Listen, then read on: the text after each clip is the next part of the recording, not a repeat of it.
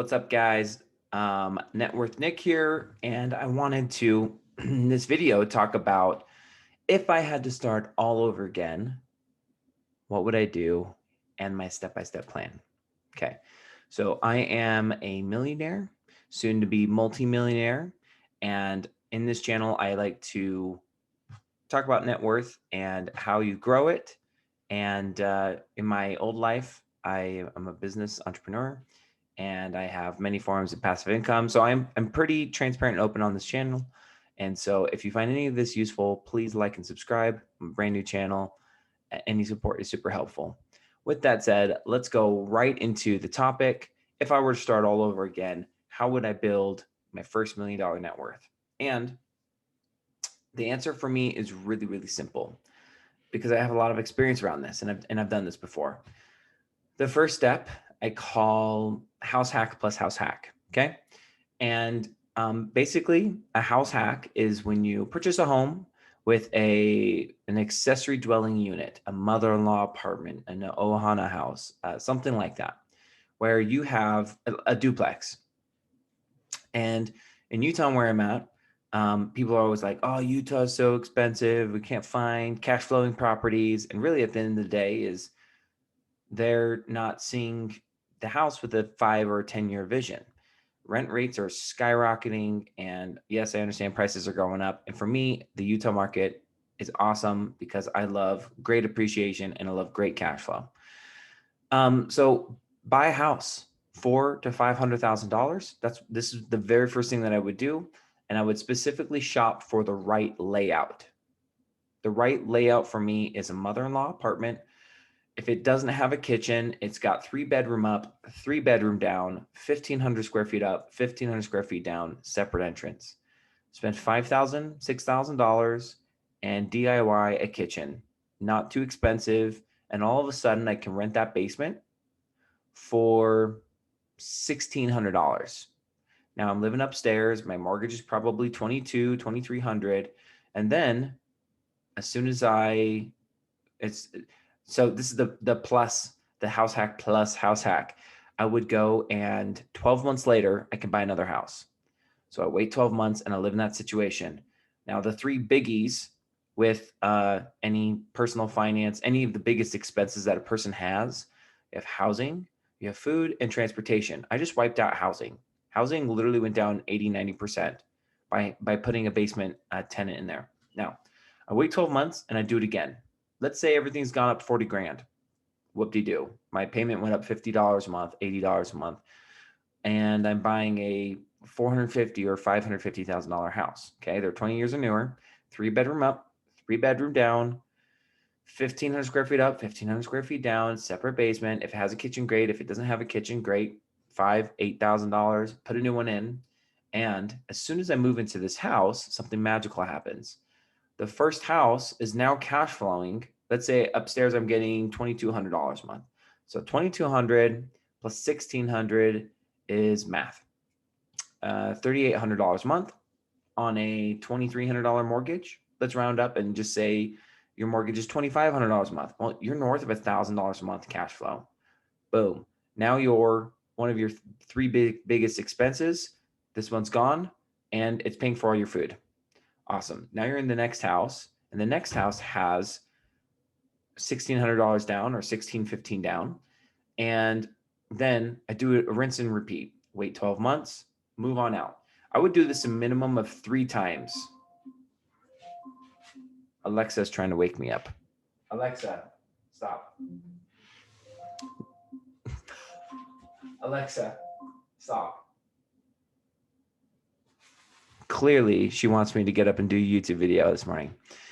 Okay, so I would do that 3 times in a row, and that's 36 months. Now, a lot of people, you might be married, you might have kids.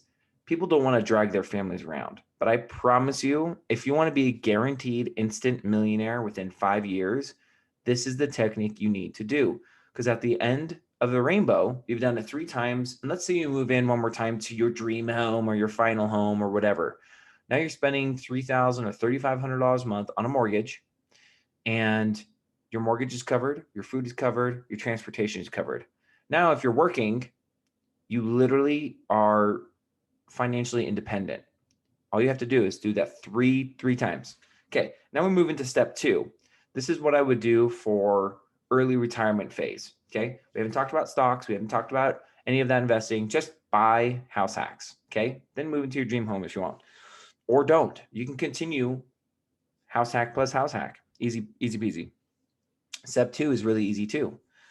I'm loving this wave of Airbnbs and the traveling nomads. And I really do believe that in the next 5 years, housing is going to become so unaffordable to the next generation, might be 10 years from now, that renting is just going to be the thing. Okay. And a lot of other people talk about this stuff. And so what I would do is I would, buy a piece of land, or don't. You can lease land and do the strategy. And there's a channel, I'll show you the channel here in a second, of a guy who's doing this. And I just found him. I've been loving his videos, just kind of, devouring his videos. But his whole strategy is to go and, buy a tiny house, a container home, brand new construction, modern tiny house, A-frames and Airstreams and tree houses. Like the unique section of Airbnb always gets booked out the most, especially if you couple that around being close by a national park. These two things make for an incredible combo. So the Airbnb business is great. And his whole thing is if you can get in for under 20 grand on an all-in setup, and you go and now you're making $4,000 or $5,000 a month on it. Anyway, so you're going to want to watch that channel. Let me actually show my screen here. And Rob Built is the name of his channel. And it's brand new to me. I've been watching literally every one of these. And you can see here, he's got a little tiny A-frame village that he's trying to do. And anyway, he's just got lots of really, really cool, unique content. People are making thousands per month, $4,000 per month on these little, teepees and stuff like that. I think that's such a cool method to, such a cool method to really get into real estate. And, in real estate, we often talk about cash on cash return. Okay. And, if I can get a 10% cash on cash return or 20% cash on cash return, that's an amazing deal. But on his type of stuff, I mean, he's getting a 100% cash on cash return. That's because his cash outlay is so low and his cash income is so high. And so he's really kind of finding that right arbitrage. Now I have no problem. I've bought in some houses.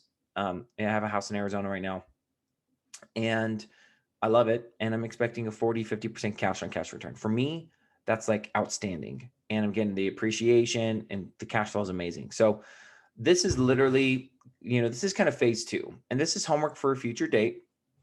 But you should do that homework if you can do step 1 and get 3 properties that have that house hack style, then at that point you might be like, oh, I have so much cash now that I'm just going to buy it 20% down. Or I'm going to buy it 25% down. Sweet. You can absolutely do that. And if you move into it, you're going to have so much freaking cash. It's going to blow your mind. Honestly, within 5 years, you could have 6, 8 properties. So if I were to do it all again, that's exactly the plan I would follow. Just move into one every 12 months, move into one, another 12 months, move into one, rinse, repeat. And with that said, hope that's valuable. For me, cash flow is number 1. And then when you have the cash flow established, then you can go into, buying equities, buying your Teslas, buying your dividend stocks and so on. So please subscribe, support my channel. It's fun for me to make these. I exited retirement to make these videos because I think they're fun and they're not super time consuming. And you can see my YouTube studio is super professional right here. And anyway, so any support encourages me to make more videos. With that, peace out.